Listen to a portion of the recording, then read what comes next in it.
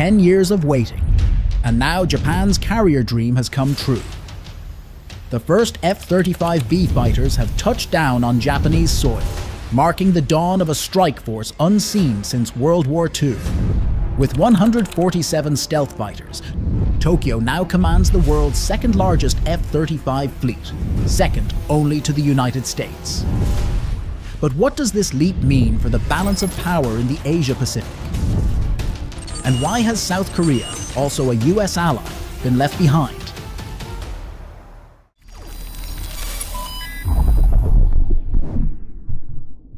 When Japan officially deploys the F-35B fighter aboard the carrier Izumo, it is more than just a technical milestone. It is a strategic shift, one that could reshape the balance of power in the Western Pacific. First, consider the security environment surrounding Japan. To the west, the Senkaku Islands. Chinese ships and aircraft press closer, challenging Tokyo directly. To the north, North Korea. Missile launches, some flying over Japanese airspace, present an immediate threat at Japan's doorstep. In such circumstances, passive defense is no longer enough. To the south, the Taiwan Strait grows ever more tense. If conflict erupts there, Japan's ability to remain on the sidelines is far from certain. In this reality, a defense force confined strictly to national territory will not suffice. Japan must project power beyond its shores to secure the first island chain, stretching from Okinawa to Taiwan, a strategic shield vital to both Tokyo and Washington. Another factor to consider is the role of the US-Japan alliance. Washington has long urged Tokyo to share the security burden in the region. When US Marine Corps F-35Bs took off and landed on the Izumo, it was more than a technical trial. It was a strategic signal. Izumo can serve as a supplementary carrier for the US 7th Fleet. If American carriers must withdraw or disperse, Tokyo can step in, filling part of the power gap. But the decisive factor in this contest is China. Beijing is pushing forward with the Type 003 carrier, its largest and most advanced warship. Equipped with electromagnetic catapults, capable of launching dozens of J-35 stealth fighters. If Japan fails to accelerate, the naval balance may tilt rapidly in China's favor. Yet with only 2 light carriers, can Tokyo truly sustain equilibrium in an intensifying rivalry? Finally, there are legal and political restraints. Japan remains bound by its peace constitution. Tokyo still calls Izumo and Kaga multi-purpose destroyers to soften criticism from China and South Korea and to ease diplomatic pressure. But in reality, these ships mark a turning point. A first step toward long-range counterstrike capability, something Japan has not possessed since 1945. The official induction of the F-35B has become the final link in Japan's quest to build a true carrier strike capability within the Maritime Self-Defense Force. Now the Japanese Navy holds every piece of the puzzle, and the arrival of the F-35B completes it, making Japan the first Asian nation to field 5th-generation fighters from a sea-based combat platform. In its 2025 midterm defense plan, the Ministry of Defense made the declaration clear. The helicopter carrier Izumo, the first of her class, after 2 phases of modification, is fully capable of deploying F-35Bs. The upgrades are striking. Izumo and Kaga both underwent major deck modifications, a new non-skid, heat-resistant coating, able to withstand the F-35B's 752 degrees Fahrenheit. The 0.6-inch layer triples heat resistance compared to before. The island structure was shifted 3.9 feet aft. The old helicopter control tower removed. In its place, the AN/SPQ 9B X-band radar, pushing aerial detection range out to 108 nautical miles. Aircraft elevators were overhauled as well. The old 49 by 39 feet lifts designed for helicopters have been replaced with new hydraulic elevators, each rated at 66,000 pounds. Large enough to hold 2 folded-wing F-35Bs at once. Inside, the hangar was reconfigured. Weapon storage was realigned, expanding usable floor space to 17,200 square feet. enough to host 6 F-35Bs and 4 SH-60K anti-submarine helicopters simultaneously. According to refit data released by Japan Marine United, Izumo's standard displacement has risen from 21,500 short tons to 26,500 short tons. Her flight deck length remains 814 feet, but her operational deck area has expanded by 25%, now reaching 60,300 square feet. These numbers make one fact undeniable. Japan has laid the full foundation to transform the Izumo-class helicopter destroyer into a true aircraft carrier. The second ship of the class, Kaga, is expected to complete her final conversion phase by 2026. At that moment, Japan will field a two-carrier strike force, a decisive leap in maritime combat capability. Japan's Ministry of Defense makes the projection clear. Once both ships are upgraded, the Maritime Self-Defense Force will be able to sustain stealth fighter operations across two strategic directions simultaneously. At the core of this transformation is the F-35B, the only stealth fighter in the world capable of short takeoff and vertical landing. Combined with the Izumo-class, it will fundamentally reshape Japan's naval doctrine. Stealth is its greatest weapon.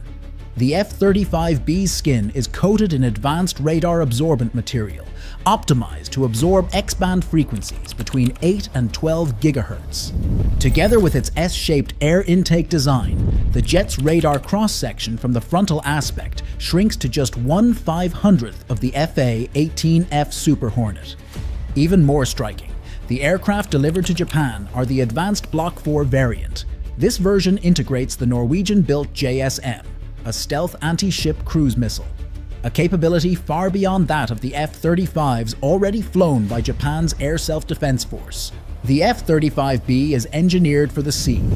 Its airframe uses 35% composites, enhanced to resist salt corrosion. It is powered by the F-135 engine, working in tandem with a shaft-driven lift fan for SOVL operations. Unlike the F-35A, this is not simply a boosted engine, but a complete propulsion architecture, combining vertical lift with vectored thrust. These upgrades are not theoretical. They are what turn the F-35B into a true combat multiplier, a machine built to launch from Japan's new carriers and to project power across the vast Pacific. US test launches and recoveries aboard Izumo showed striking results. With a 25-knot deck wind, an F-35B needs just 344 feet of deck to take off, carrying 13,200 pounds. For vertical landings, the jet can weigh up to 50,000 pounds. That means an aircraft can return after a mission still carrying unused weapons. This tactical flexibility gives Japan, for the first time, the ability to deploy stealth strike forces anywhere along the first island chain. Washington had already factored this capability into its planning. In the US Navy's Operational Innovation in the Indo-Pacific 2025 report, the Izumo F-35B pairing is described as an Alliance Lightning carrier. The concept traces back to tests with USS America in 2016. During combined training in 2024 at Naval Base San Diego, Japan drilled carrier task organization and tactics. They practiced deploying 10 to 12 F-35Bs in modular mission packages. In the Air Dominance package, Izumo can launch 12 F-35Bs armed with 48 AMRAAM C-7 missiles. In a strike package, the ship can sortie 8 F-35Bs equipped with JSM anti-ship cruise missiles, supported by 4 MV-22Bs Ospreys for logistics. In an anti-submarine package, the mix can be 6 F-35Bs and 8 SH-60K ASW helicopters. Beyond the Alliance Lightning Carrier label, this is a clear example of distributed maritime operations. At RIMPAC 2024, Izumo and the carrier USS Abraham Lincoln linked tactical data networks. That allowed F-35Bs to receive targeting data from an E-2D Hawkeye. With that feed, jets launched JSMs against a simulated surface target at standoff ranges up to 81 nautical miles. In one exercise scenario, 2 F-35Bs from Izumo guided by an E-2D, struck the mock ship within a 30-feet error. The drill underscored seamless interoperability between a US carrier and Japan's Lightning carrier. Japan's Ministry of Defense assessment confirms, even operating alone, a single Izumo-class carrier can sustain around 24 F-35B sorties per day. That means, in just the first 72 hours of conflict in the Western Pacific, the Izumo Strike Group could launch 144 precision-guided weapons, a capability Japan never had before. A US Navy evaluation went further. An Izumo with 10 F-35Bs delivers air control equivalent to 4 Akizuki-class destroyers. In ground attack, its firepower surpasses the vertical launch systems of a Kongo-class destroyer. So how will the Izumo carrier strike group be structured? Japan's Maritime Self-Defense Force outlines a 1+2+2+1 formation. One Izumo carrying 12 F-35Bs, 2 Maya-class Aegis destroyers, 2 multi-mission Akizuki-class destroyers, and 1 Soryu-class AIP submarine as the spearhead. This formation can simultaneously counter 24 hostile aircraft, 12 incoming anti-ship missiles, and 8 submarine targets, all within a 500-kilometer battle space. Enough to ease the burden on America's 7th Fleet. At its core stands the Maya-class destroyer with the OPS-50 radar. Operating in the L-band, it is believed capable of detecting stealth aircraft at ranges up to 320 kilometers. Armed with 32 SM-3 Block 2A interceptors, it forms the backbone of a layered fleet defense. The Akizuki-class destroyers cover close-range air defense and anti-submarine warfare, establishing a three-dimensional shield out to 200 kilometers. According to carrier sortie models, in favorable weather conditions, a single Izumo can sustain 12 hours of continuous air patrol per day. 2 F-35Bs operating 200 kilometers from the carrier, each sortie lasting about 2.5 hours. Combat simulations by Japan's Ministry of Defense confirm, when the Izumo Strike Group deploys east of the Ryukyu Islands, it can establish a 432 nautical mile air control zone. Within this sphere, the F-35B can conduct 2 waves of ground strikes, launching 48 JSM anti-ship missiles, or as many as 120 JDAM-32 precision-guided bombs. Limitations and challenges. The deployment of F-35Bs aboard Izumo and Kaga marks a milestone for Japan's Navy. But behind the spotlight lie hard limits. A light carrier can grab headlines and force adversaries to think twice. Yet sustaining power in a drawn-out campaign is an entirely different question. Magazine space, fuel storage, at-sea resupply, all far more restricted than the US or Chinese supercarriers. In a prolonged conflict, can Izumo and Kaga maintain sortie tempo as theory suggests? Or will combat power collapse after only a few waves of strikes? Another existential risk: survival under fire. Japan lies within range of China's and North Korea's ballistic and cruise missiles. With limited defenses, the Izumo-class would be priority targets in any war. A concentrated salvo of anti-ship missiles could cripple them within minutes, turning carriers into drifting hulks on the ocean. There is also the human factor, rarely highlighted. Getting the F-35B on deck is only half the battle. The other half is harder.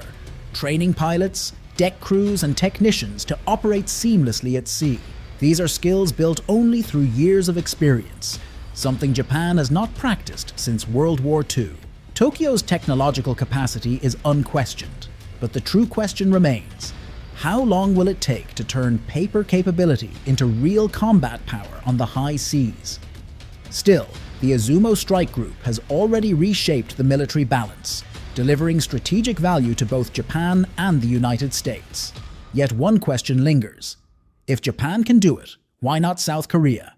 With proven shipbuilding capacity, flat-deck warships over 20,000 tons, and access to the same F-35B, Seoul seemed destined for carriers of its own. But instead, its carrier program was cancelled. The answer lies in diverging paths. Over the past 15 years, Japan and South Korea followed very different courses. Between 2010 and 2025, Tokyo pursued steady, incremental upgrades, culminating in a breakthrough. Seoul, by contrast, shifted back and forth between ambitious visions and harsh realities. In 2013, Japan's Ministry of Defense approved funding for a second Izumo-class ship, Kaga. At that time, South Korea's No.2 amphibious assault ship had already been in service for 5 years, but it remained confined to its traditional amphibious role. By 2018, Tokyo revised its National Defense Program guidelines. The goal: expand into true multi-role capabilities. This opened the door to converting the Izumo-class into carriers. That same year, Seoul launched feasibility studies for the CVX carrier project. But the plan quickly stalled, crippled by costs and limited access to key F-35B technologies. In 2021, Japan signed a formal contract with Lockheed Martin for the F-35B. Meanwhile, South Korea was still debating what propulsion system CVX should use. The budget tells the story. Japan's naval share rose steadily, from 16.8% in 2013 to nearly 20% by 2025. Korea's naval budget peaked at 16.7% in 2025-2021, but then declined year after year. Stable investment allowed Tokyo to keep modernizing. Financial swings forced Seoul to scale back and revise CVX specifications repeatedly. The difference runs deeper, down to the original designs themselves. For Japan, modifying the Izumo-class was relatively straightforward. For Korea, No.2's layout made carrier conversion nearly impossible.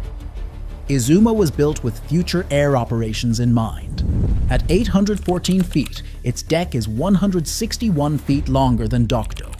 Its 125-foot beam is 23 feet wider, ample space for F-35B operations. Most decisive is hangar volume. Izumo fields a 2-deck hangar with 29,000 square feet of space. No.2 only 19,400 square feet, and with landing craft equipment taking up much of that, usable space drops below 12,900 square feet. The design itself set the limits long before modernization began. Elevators tell the same story.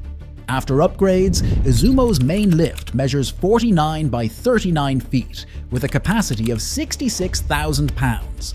No.2 has 2 lifts, but the island-side elevator measures just 30 by 23 feet, rated for only 44,000 pounds, incapable of handling fixed-wing fighters. For Seoul, the only option was to build new. Yet even building new may no longer be viable. Japan's Ministry of Defense report, May 2025. The CVX project suspended, victim of financial strain and shifting strategy. For South Korea, economics became the ultimate barrier. Analysts at the Korea Institute for Defense Analyses delivered a stark calculation. Building the CVX to its original design would cost $8.9 billion. Add 20 F-35C fighters and an escort fleet, and the price soars above $20 billion. That equals South Korea's entire naval procurement budget for 3 years. Scaling the project down would not save it. In fact, a smaller carrier strike group would be even less likely to win approval from the National Assembly. The reasons run deeper. Unlike Japan, South Korea faces different geopolitical pressures and defense priorities. Those differences, combined with financial strain, forced Seoul to abandon the CVX dream. The pairing of Izumo, Kaga, and the F-35B has brought Tokyo back into the carrier club after nearly 80 years. And this is not the end. It is only the beginning. By 2026, both ships will be fully converted. For the first time, Japan will deploy 5th-generation fighters at sea, a capability no other Asian nation can claim. The question is clear. Will Tokyo stop at regional deterrence or take the next step toward a true expeditionary navy? Many experts already see the path ahead.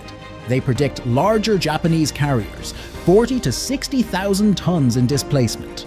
platforms built to carry more fighters and sustain long-term campaigns. If that happens, the Pacific balance of power will change dramatically. Japan will no longer be just an extended arm of the United States. It will stand among the great naval powers in its own right. US-Japan defense cooperation is also tightening. Joint exercises have proven that Izumo can share tactical data with American carrier strike groups. In the future, we may see US carriers in the lead, with Izumo or Kaga beside them as lightning carriers, a dense web of firepower stretched across the Western Pacific. But this vision carries a paradox. The farther Japan projects its power, the heavier the responsibility and the risk. With long-range strike and counter-strike capabilities, Tokyo will find it difficult to stand aside in any regional crisis.